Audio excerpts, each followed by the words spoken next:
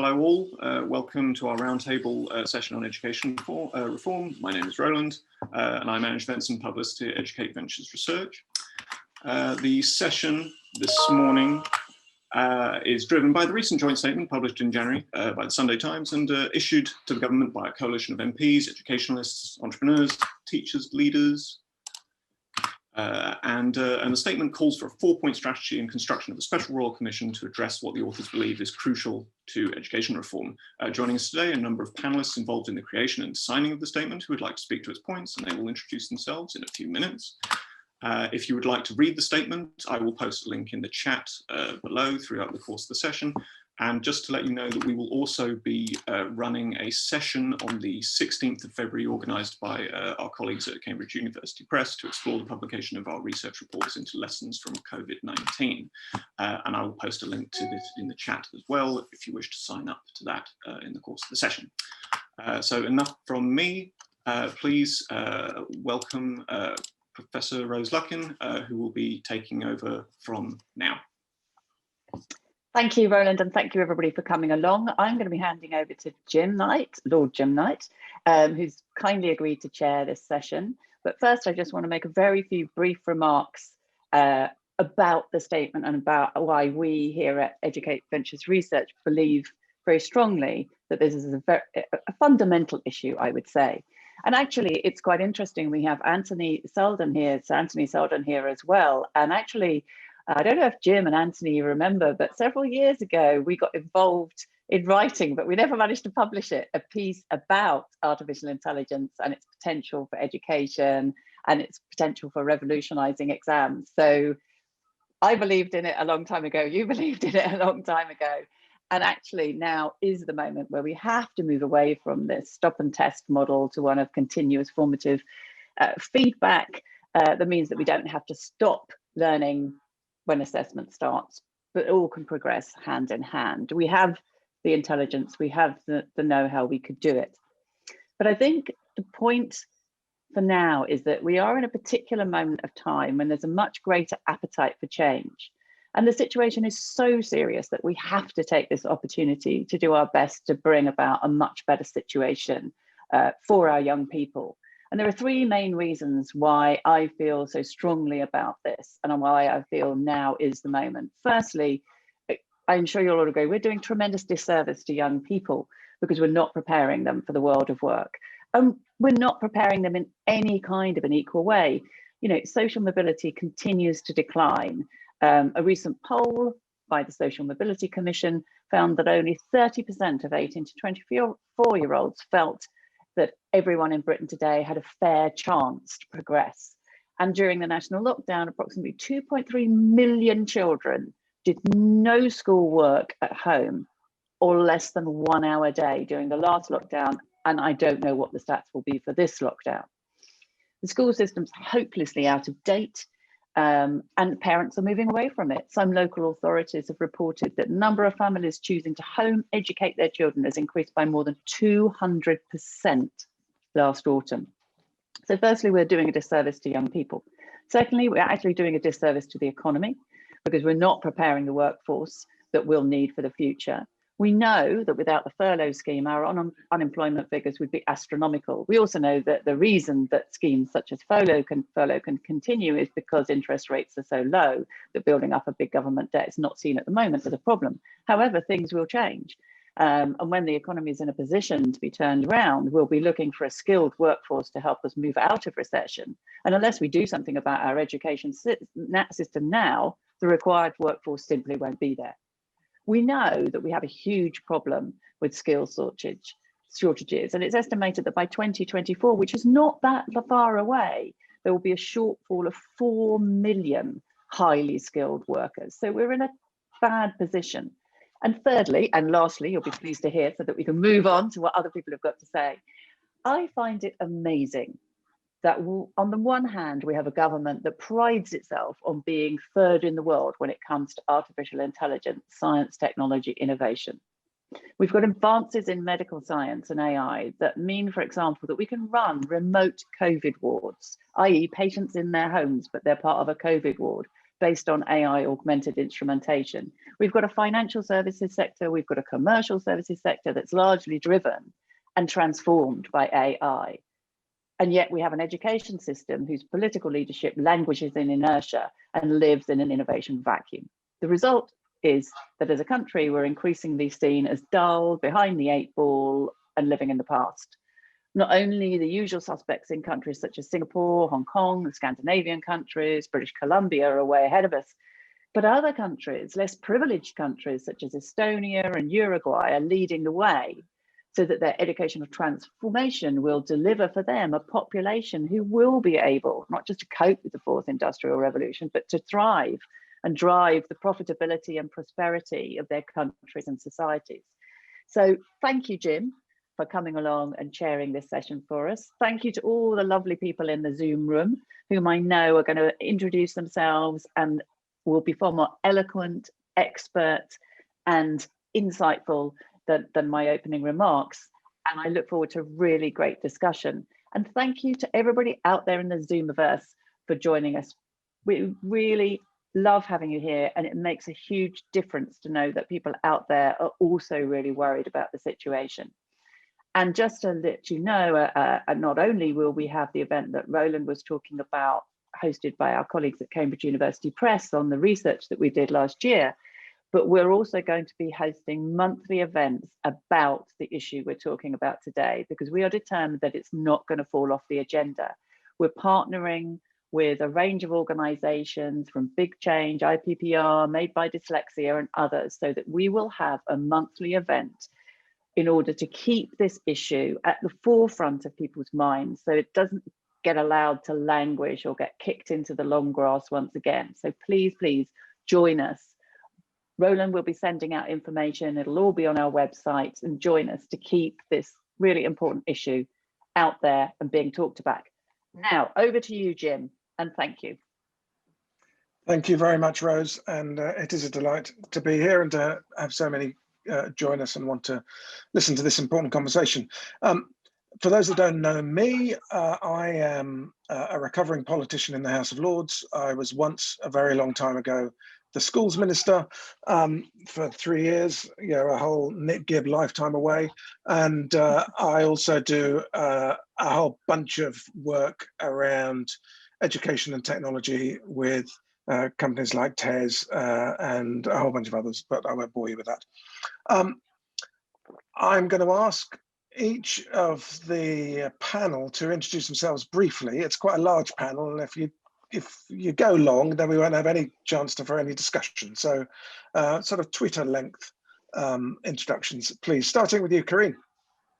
Hello, I was a previous head teacher for 20 years, working at the coalface in a junior school, but across the education sector in a number of roles, and currently working for Educated Ventures as their Chief Education Advisor. Brill. Fiona? Hello, I'm a former school teacher and leader, and I now work as a researcher and consultant for MATS, Trust, Schools and a number of organisations, focusing on the human part of using technology effectively. Lovely. And then you'll need to be unmuted, but Simon? Roland is busy unmuting you, I can tell.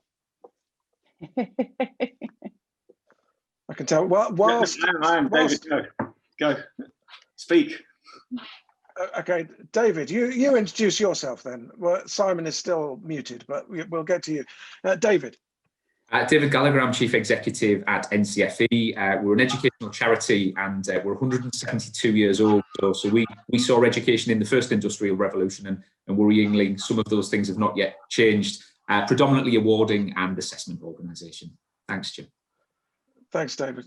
Simon, speak. Thank you. I'm Professor Simon Thompson from the University of Sussex. I'm head of department at the university, the Department of Education, working with beginning teachers. I've been a former school teacher and a governor and a parent.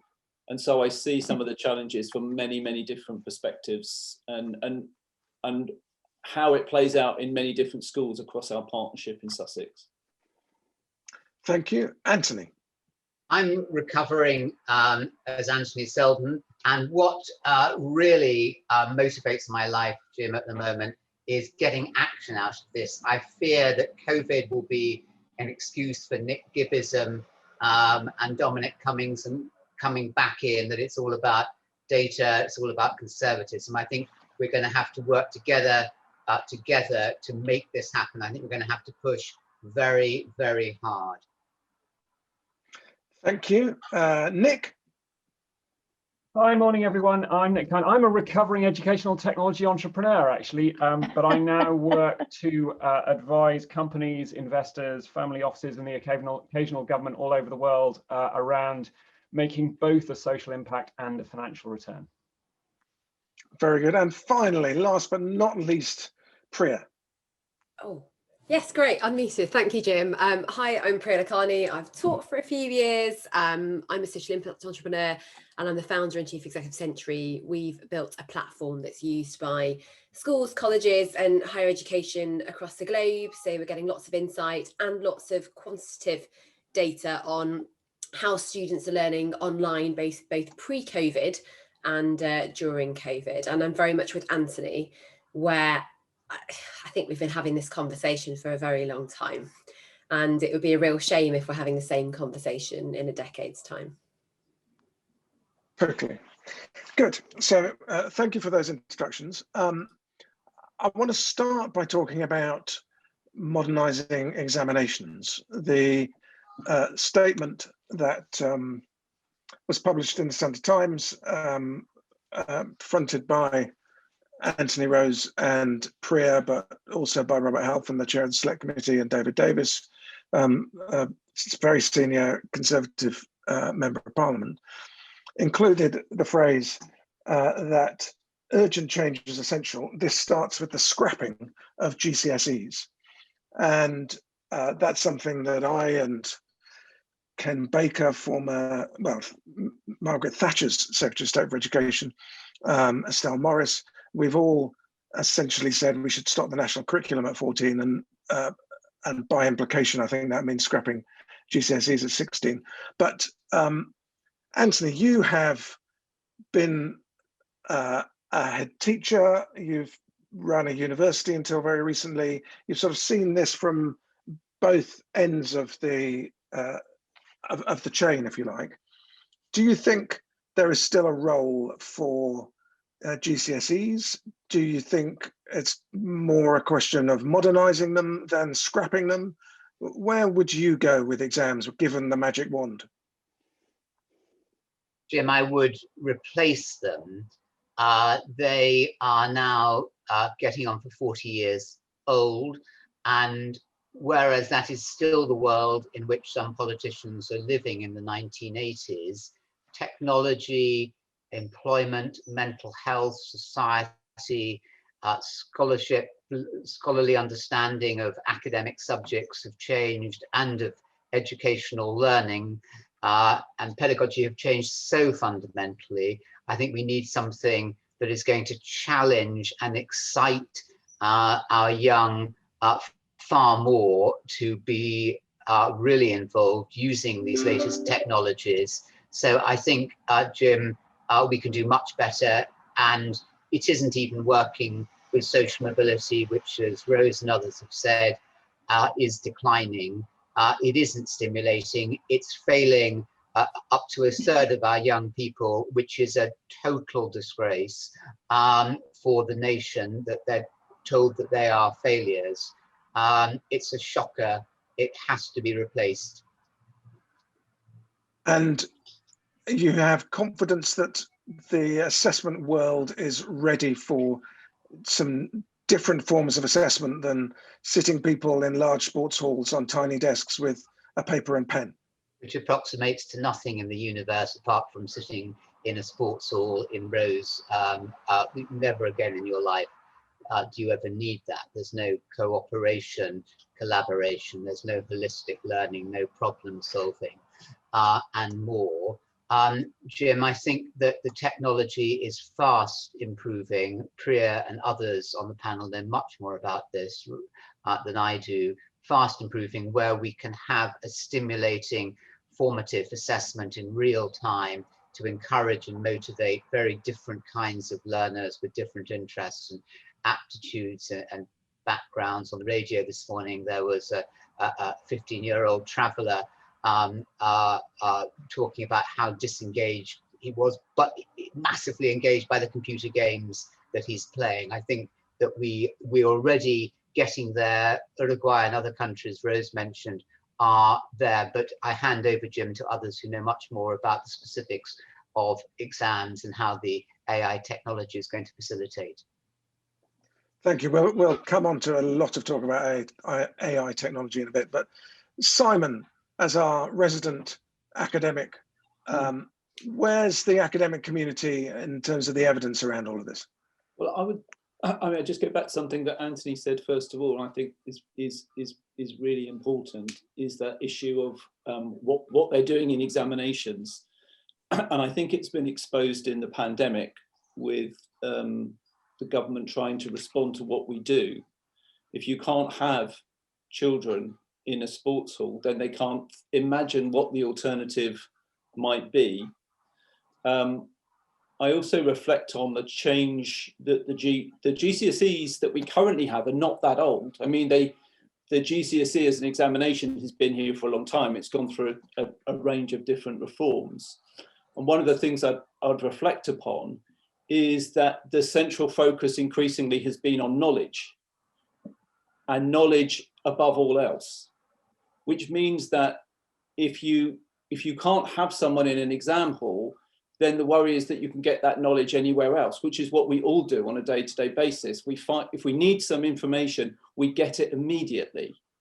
And the exam system we have is one where we are trying to get young people to recall information over a 2-year period and to regurgitate that within 1.5 hour under pressured conditions, which bears no resemblance to our lives in any way, in that we as professionals or as academics, if we need information, we get that information instantly.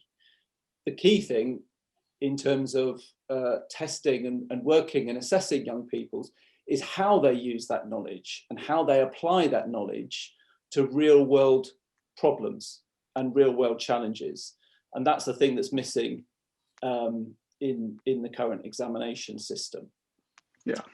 You ask about kind of the academic community. I mean, it's kind of, that's like asking how, there's a huge continuum there of people who have different perspectives. Yeah, I accept you'll never get a group of academics to agree on anything, really, will you? But just tell me, I mean, Tamsin is saying in the chat that given the exams have been cancelled this year, is it an opportunity to pilot something better? Do you see things in research that you think we could be exploring this summer? Yeah, I do. I mean, I also then reflect on what's happening in university education, where we also are challenged here without, there were still plenty of subjects where I have examinations, but now all of our assessment is online.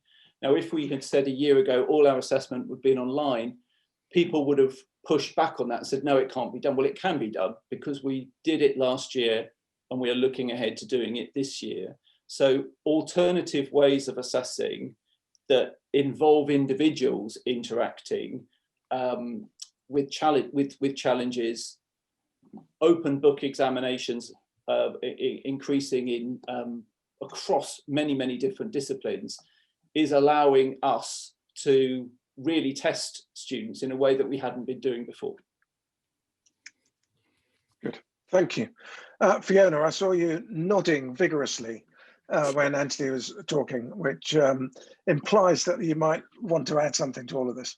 I did. It's just a short reflection really on an interview with a group of students I did when they were reflecting on the cancellation of their exams. And I'm slightly haunted by a phrase used, which was, I haven't got the exams now, so what's the point in learning? And I think that speaks so much to so many messages about motivation, about direction, about purpose, engagement, and those things. I think Karine was going to add to that. Yeah, yes, I just wanted to say that assessment is the noose around the neck of real learning. And what worries me is that when we talk about, we've had lots and lots of iterations of GCSEs, and everything is a bolt-on in education. And the trouble is our system is creaking. And if we don't rethink and reimagine a new system, and I'm not talking about a bolt-on, I'm talking about a fundamental reshape, then we are never going to move forward or be working in line with any other country. We're getting further and further, and it's not a gap anymore. In schools we used to talk about the gap, it's a chasm. So my worry is we cannot afford another bolt-on. It has to be a complete shift. And when I was schools minister all those many years ago, and I abolished Key Stage 3 SATs, I remember going into schools afterwards thinking that I would be lauded as some kind of hero by teachers for doing what they've been asking for ages. But English and maths teachers then were collaring me saying, but I don't know what I'm going to do with my year 9s. Now I'm not doing SATs prep. Do we have the training in place in terms of the teacher skills to do more of their own formative assessment, to be able to make the shift that we might want to make for the sort of radical change that you're talking about, Corinne? We don't have enough time for teachers to be trained, let alone think. All right, it's not that they are a creative bunch that if we gave them some time, but they are so saturated with mundane that we have forgotten about the importance of developing their professional capital and allowing them to use their skills, their knowledge and their expertise. And that's because there's been no trust in them.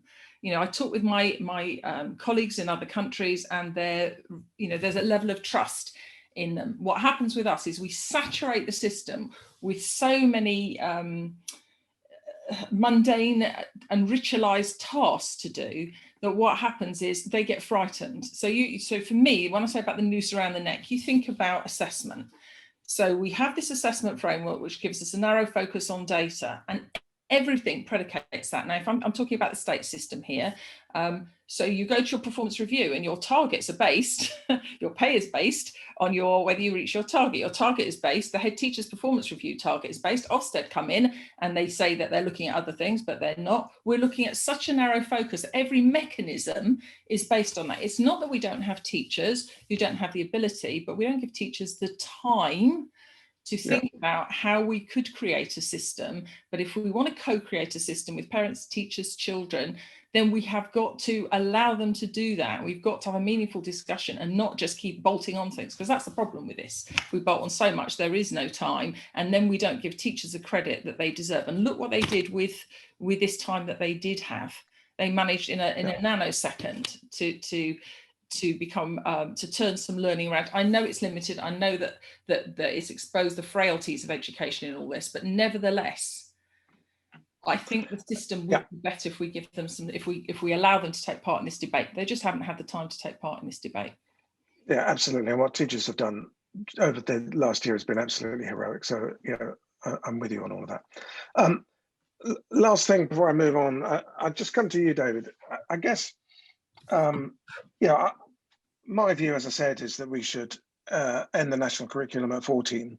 There's then a debate about whether you should have some kind of exams in place at 14, whether, I do believe that it's important to have some form of accountability for schools and education institutions, which then means you've got to work out how you measure what you value, as I think Miriam was saying in the chat. In the more technical and vocational world, you're used to different forms of assessment than just assessing the knowledge that Simon was talking about. Is there more, assuming we want to move to a system that's less obsessed by pure academic knowledge, what can we learn from your world in terms of more rounded forms of assessment and accountability? So a lot, I'm sure, and it's been incredibly interesting over the last year as to how some of the thinking in vocational and technical has been applied more broadly. So I'll answer that more fully in a slightly abstract way to begin with, but then hopefully this makes more sense. When I was asked the question about, should we scrap GCSE, should we have an integrated baccalaureate, should we look at, vocational and technical alongside academic, and I almost went back to the beginning and sort of thought, well, why are we all here? And my belief is that formal education should be the great leveler. Our role should be, maximising every single human's potential, and whatever the starting point and however ambitious their goals might be. And then when you look back at some of the things that we do now, that's not how we're set up. So if our purpose is that, and I'm not saying it is, but if it was per se, that was the purpose, that we could all, get around, and we can even get the academics to maybe agree on something along those lines. If we've got clarity of purpose, we know why we're here, and we've got a sense of where this could get to in the long term, that can help. That provides a lens through which we can look at everything that we're doing and assess whether that's fit for purpose. And then this point, I suppose, about the transactional nature of a lot of the assessment that we do, and the low trust paradigm. Just 2 comments on that. The low trust paradigm, first of all, I completely agree. We operate in a low trust paradigm within all of formal education, even vocational and technical is there. Anyone who has led an organisation on a low trust paradigm knows that is corrosive for an organisation. So why the hell would we lead a whole system that way? It just makes no sense. To anybody who has led any business knows that trust is your most fundamentally important element of running a healthy organisation, a healthy culture, breeding, positivity, productivity, success. So we've got to shift away from this low trust paradigm that we operate. And absolutely, there's a role for standards. Assurance is important. This is the public purse that we're dealing with. This is learners' lives, most importantly, that we're dealing with. But we've got to get to a high level of trust, and of course, assessment is important in that. But this point around assessment specifically, and what we can learn from technical and vocational. My view is that most of the assessment that we do, whether it's primary, secondary, tertiary, even higher to some extent, it's quite transactional in nature. It conveys a pass or a fail.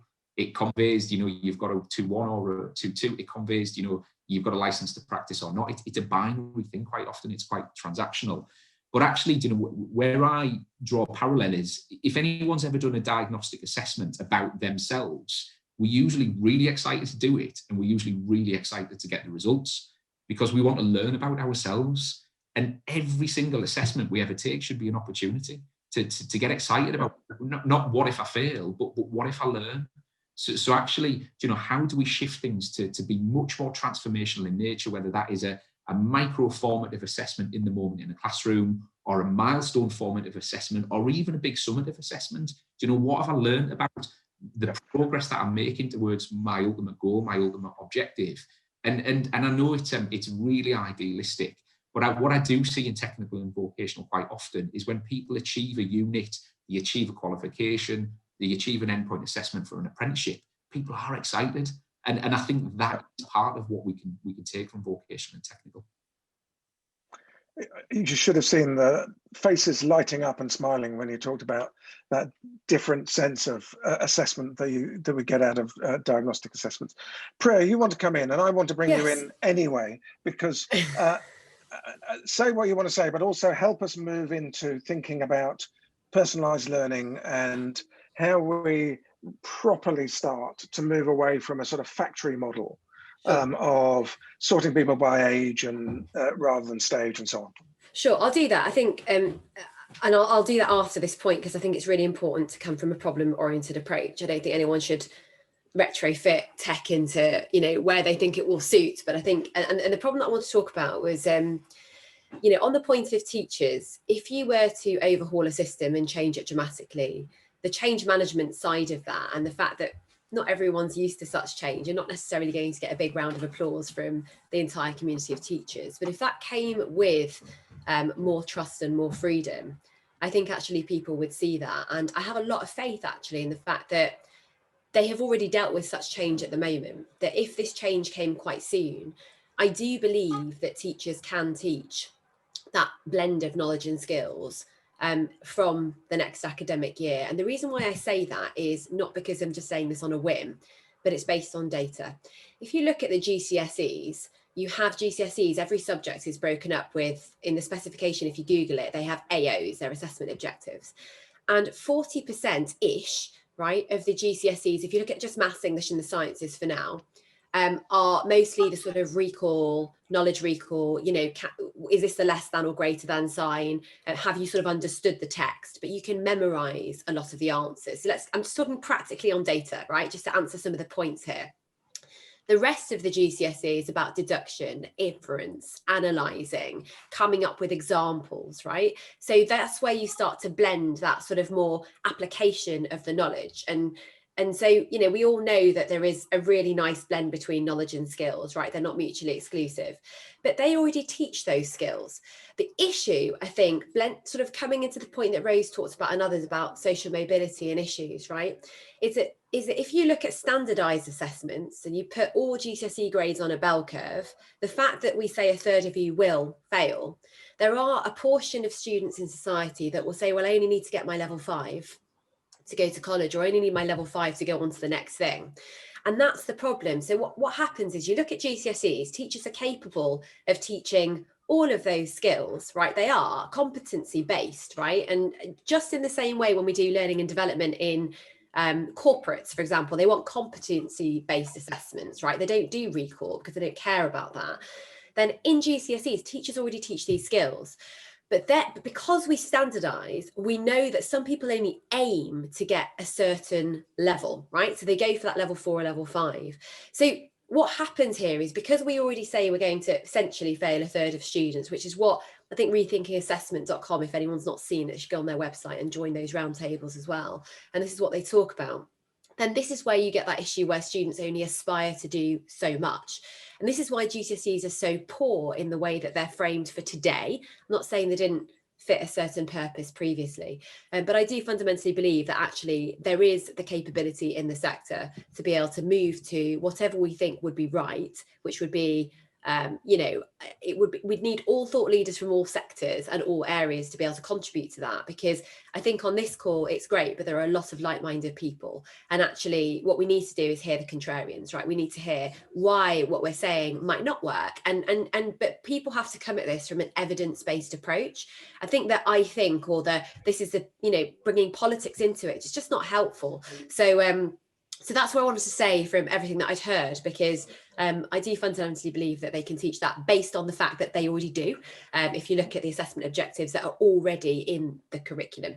On the personalised learning point, teachers do this every single day, and it comes a little bit to Kareen's point and others. Personalised learning happens every day in schools. It's happening online in schools. It's not that teachers don't differentiate for students, and it's not that, you know, they're not actually picking up where someone's struggling or where someone's needs stretch. They are doing that. The problem is they're doing it in spite of the system. They're not doing it because they've been given the tools to be able to do it already. We all know when you've been homeschooling, whether you're a teacher or not, you know, and whether you're in the classroom or not, you know, as you've been homeschooling, and we have parent support at the moment, so let's not lose that during this horrible pandemic. They know what it's like to teach 2 children at home. And I think they're asking themselves the question, how the heck do they do that with 25 to 30, 35 in a classroom? It's very difficult. But the problem that we have is that it's not possible for teachers to do that all day, every day, and make timely targeted interventions. And so the personalisation of education has always been something that everyone aspires to, and many people do achieve. And the idea is that, okay, if that's what we really want, and we understand formative assessment, Anthony touched on formative assessment, John Hattie's done so much work on this. I think this is where, again, I go back to the data approach, the evidence-based approach. Look at the data. Formative assessment's really powerful. So how do we blend that constant formative assessment without being overwhelming to teachers in terms of marking, because they spend 60% of their time, more than half their time, marking, assessing and planning? And then how do we blend that into providing learning materials, using technology as a tool? It's simply a tool that augments teaching and learning, so that you focus on the holy grail of education, which is learning, not assessment. Assessment shouldn't be the tail that wags the dog. And I'll stop there. Thank you, Priya. Nick, I was going to come to you anyway, but go on. So I mean, just building a bit on what Priya's saying, and also just illustrating some of the complexities here. I mean, I'm utterly with David on his idea that we need to have a new vision for education that needs to guide what we're doing. And, you know, I am perhaps, you know, optimistic with him around the fact that we probably could get the academics to agree on at least some of those things, right? But I think the devil, since this is slightly Pre's point, the devil is in the detail here. I had a great story yesterday. We were talking to the chief learning officer of one of the leading technology providers into education in the US for K-12. And she was describing the challenge that another provider's maths solution gives teachers, because originally this math solution was designed as a supplemental solution. So it was something that the kids did on their own, sort of outside class, and were given specific things, and was very personalized on that basis. But they've discovered that this is now starting to be used in class as well. And the interface for this this learning solution is that there's a little penguin, and the little penguin shows you where you're going to go next in your learning journey. But they've just introduced assignment functionality into this piece of software, whereby teachers can recommend to the kids what's going to happen next. And unfortunately, the interface for this solution now has a penguin which can take two different paths. So the penguin is literally standing there on the screen going, which path should I go down?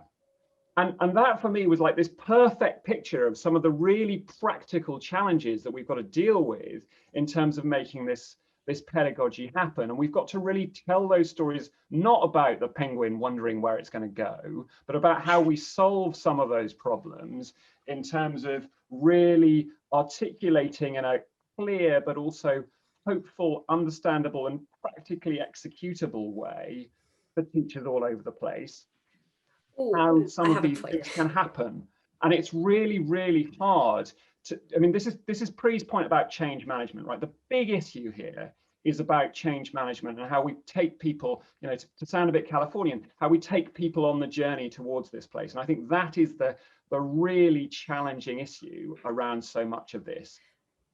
I think, sorry, Jim, I just want to come in something that's really important with this, though, that because we've developed this and with the, I think, something that we have to respect, and this is really hard, and I think Nick's right, it's very difficult, but teaching is as personalised as learning is. So it's, you know, and I grapple with this every day, right? But what I also don't want to do is we're saying the one size fits all doesn't work in learning, well, also sort of slamming down and this is what you've got to do and this is how you're going to do it. That takes the trust out of teaching and the flair out of teaching. There will be a teacher who stands at the front in front of 70 students in a college and they're doing their GCSE English or maths again, or their functional skills, and they'll be brilliant. And that is, they're going to grab attention, you know, pin drop silence, and it's going to work. And it's going to work in the way in which the teacher intended the students are going to learn. At the same time, there'll be teachers who walk around the classroom and spend much more time one-to-one because they're better on the interventions. And so, again, technology is a tool, and this is why we need a democratic system in a sense of edtech, right? Just in a sense, and I'm making a bit of a jibe here, but you know, if you fund one platform with a few £1 million at DFE and put it out there, then you're not respecting the fact that isn't a one size fits all. There is an edtech sector that's providing different penguins for different people. So, you know, I think the point is that, you know, teaching is as personalised as learning is. We mustn't forget that. And if you provide sometime, you know, if you provide the student with that autonomy as well, that's really important, because there's a lot of work and a lot of research on agency and learning and the student being able to take control of the learning experience. You know, the most fundamental skills we need to learn today, I would argue, to survive, right, and to be able to adapt, God forbid, the next pandemic, is learning how to learn, what I call learning agility, right, and adaptability. And those two things actually are part and parcel of offering students that agency. I'll stop there again because I don't want to take up too much microphone time, but I think those points should be respected and recognised in terms of what teachers really need, choice and student agency. Thank you. Fiona, you're inspired to come in, and I do want to bring Rose in as well, but I'm keen to hear more from you, Fiona. I'll just be brief. I just wanted to dovetail into what Pri was saying about agency. We've been talking a lot about teaching and personalised teaching, and that's incredibly important, of course, but what's perhaps even more important is what our learners are experiencing and what they do with that. And I just wanted to share with you something from an interview with a group of children that I did after a previous lockdown, when they were talking about going back to school. And they were concerned about going back to school because they would be stopping and slowing down their learning. And the specific thing that they were talking about was during the lockdown period, they had all kinds of different subjects and tasks and assignments and all the rest of it. And they were organising their day around what worked best for them. So they might do physical based tasks at one part of the day, and things where they really had to focus on something in a stationary way at another part of the day. And they were ordering in a way that worked for them, and organising what they ate and drank and all those basic needs around that. And they were really thriving as a result of taking that self-organisation. And they were afraid of going back to school because they'd have to fit back into a template. So I just wanted to share that what students are experiencing, for me, is just as important, maybe more important than any of these other factors. Absolutely. I see Anthony nodding vigorously. Yeah, I've been thinking quite a lot about agency lately, and in part because the Centre for Mental Health tells us there's 1.5 million additional mental health interventions needed for children and young people as a result of COVID. And how we deal with that is the big challenge for us. And Anthony, I know you've been thinking a lot about that for a long year. So I'll come to you, and then I will come to you, Rose. Sorry. Well, I just would like, this is a new element, and let me just say this.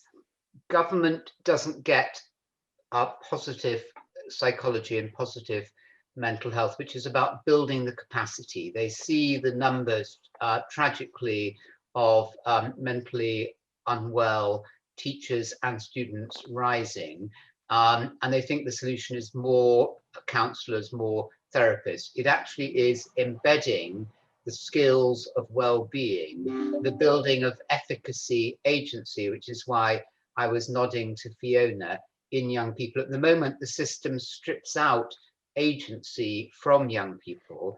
Imagine a waterfall. What we need to do is to help young people have the skills to prevent them falling off the edge of the waterfall, because once they drop out, self-harm, have their first suicide attempt, develop OCD and other developments, it's much harder to put them, and more expensive, to put them back together again. It's the building of the skills of agency at the top. And if we have a system, last point, Jim, very quickly, that validates people only by dint of their ability to pass exams, without recognizing their soul, their uniqueness as an individual, then if they don't do well at exams, then they have nothing left to go on. We need, in this new way as we're going forward, building this journey that Nick and others have been talking about, we need to put the wholeness and respect for the individual first and foremost, and they've been stripped out, which is why the mental illness is rising. That was all. Thank you. Rose, so we've gone in very fruitful directions, but I just want to steer back towards re-engineering classroom, wrapping learning around individuals rather than learners having to adapt to how we want to organise them for our school system model, and how we really leverage the potential of AI. And then in discussion with others, we might also look at some of the dangers of AI too, but ease us into that discussion, Rose. I will do my best, Jim. I've certainly really enjoyed the discussion so far, very interesting. And just want to say, everybody, please do put the comments in the chat. We keep it, we use it, it'll inform our future events. I agree, we have to be more learner-centered. And to Priya's comment about teachers, I completely get it. And I often see teachers as learners, because we're all learning as we go through. I learn every day as a teacher. So I'm not, in that comment, I'm not excluding teachers, absolutely not. And I think agency is the key. I've done a lot of work, as you know, Jim, recently looking at the difference between artificial intelligence and human intelligence, because I worry enormously that on the one hand, we overestimate the intelligence of our AI systems. On the other hand, we underestimate the intelligence of our human intellect. And I think that's a real recipe for disaster. I think we also tend to still have an education system that is focused on the very things that actually our AI systems are incredibly good at automating, and what we really need to focus on are the things that we can't automate. And really primary in that is this issue of agency, what I would call accurate perceived self-efficacy. In other words, I really understand myself. I know what I know what I understand. I understand if I'm motivated, if I'm not motivated. I understand if my attention's being moved and I need to refocus. I know how to do it. I know how to get help. I know how to collaborate. It really is the whole package. And incidentally, of course, the things that our modern machine learning AI systems, brilliant as they are really no good at is self-understanding. They cannot do that reflection, that meta level understanding of ourselves, control, regulation of ourselves. So this is the whole thing. And it is about looking at learners holistically. And that's where, of course, the AI is hugely useful. So although, we risk over imbuing our AI systems with intelligence, thinking they're more intelligent than they are because they happen to be good at the things that we valued in our education systems, we also can use those AI systems to help us build those vital, uniquely human elements of our intelligence that we need for the future workforce. And so for me, the beauty of AI is at the moment, of course, in the systems that are out there that can be used, that do allow this personalization. But fundamentally, it's about being able to collect an enormously rich and different set of data that enables us to understand the learning process in a way we've never been able to understand it before, to help teachers to see the details and nuances of that learning process so they know precisely how to add their support. But fundamentally, to help the learner themselves understand themselves better. So to use the AI to build those uniquely human aspects of our intelligence. And it's certainly absolutely possible to do. We know how to do this. We just need to make sure that's what we focus on. And it speaks to the whole piece about the whole person that Anthony was talking about. So it is, of course, about emotional well-being, social well-being. It's about the whole thing. And we can use our AI systems to do that, and we must use them to do that. Of course, there are risks, and you're right to say we ought to think about those and talk about those, but the potential is enormous. But my final point is, I think the real crux of the issue and the thing that is the real stopper to progress in this direction is that to focus on a learner's agency is a movement away from trying to control that individual. You are passing control to the learner. And I think for our current political leaders, that is hugely problematic because there's a desire to control. And so that's the real crux of the battle for me, is that actually we need a much more human-centric, learner-centric approach. We can do that. We can build on this agency, we can build on this self-efficacy, but that will lead to a movement to give more control to the learner, which I'm fully in favor of, but I think that's a problem politically. David, I see you nodding vigorously through all of this. Implying you agree wholeheartedly with what Rose is saying, as we all do, I'm sure. What are your reflections on the potential for AI and how we get it adopted? Because there'll be lots of nervousness because of who owns the AI or what happens to the data or a whole number of other issues. And that will be nervousness amongst teachers, amongst parents, amongst learners themselves, that they're just being fobbed off with some machine when they should be getting a real human. Where do we go with this?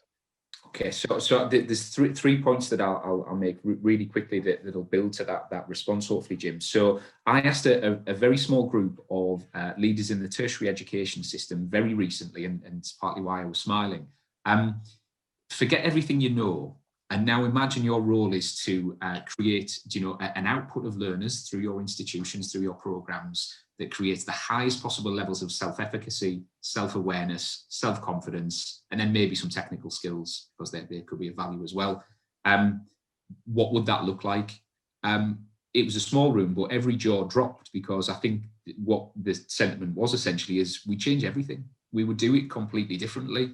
And then when you think about, one of the elements of what you do differently, and this was what came out of the conversation, they would place meta skills at the core of everything that we do. And what I mean by meta skills is, those skills that transcend and amplify virtually every other skill. So critical thinking, judgment, decision-making, creativity, problem solving, all of these things that I sort of describe them as the teacher person to fish skills.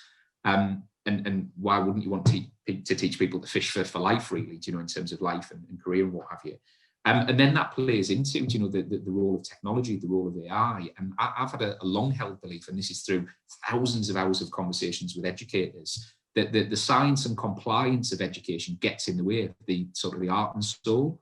That we've talked about it already, 60% of time spent on assessing and planning, rather than inspiring and motivating and engaging and personalizing and lifting and doing everything that the vast majority of educators come into education to do. So how can the technology, how can the artificial intelligence do more of the science and compliance element, which is really important, it's crucial. We need to know what works, right? And if we don't have the science infused, and I think it was Sir Ken Robinson that said it best, science is part of it, but you've got to start with the art, you've got to start with the soul of what it's all about.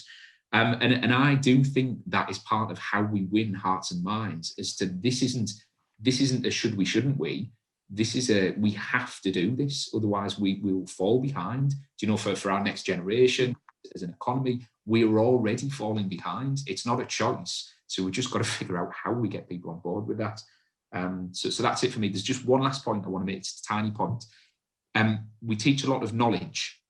And then we've got this really bizarre trend in society at the moment to outsource our judgment, critical thinking, judgment and decision making to fact checkers as to whether knowledge is correct or not. In a sea of information, we've got to create a generation of people that know how to think critically, know how to apply judgment and decision making in every situation. Otherwise, we're just failing people. You cannot outsource, or it's really dangerous to outsource that to whether the fact checker or not is right. And I mean fact checker in the broader sense. Yep. I just think in the meta skills element, that's so important. Okay, I've got lots of people waving hands at me, which is great. I've got 8 minutes left. I'm going to give you each up to a minute to just give your final thoughts on the scale of change that we're talking about. Any thoughts on AI, but in particular, how we shift the dial in terms of the argument on this, and in particular, engage parents who are voters, who, if we're going to get a change at a policy level, policymakers need to believe that parents are going to go with this. And I'll start with you, Nick, because you were waving most vigorously. Very quickly, okay, I've only got a minute. So just building on David, so much of the science of actually measuring some of those skills is here, right? We've got plenty of frameworks and ways of being able to, in intelligent and sensible ways, assess critical thinking and things like that. And that brings, and I think all of that, there is compliance and science in actually measuring the art, right? Just to make a point. But to Jim's point, and this builds on that, what we have to start doing is showing rather than telling. We have to actually have, room within the system to show how this works and how it can be successful, and be able to tell those stories to the politicians, to defuse the fear that infuses politicians, sometimes parents, and often teachers about this change, such that we can make this change happen. Thank you. Corinne, you are the next busiest waver at me.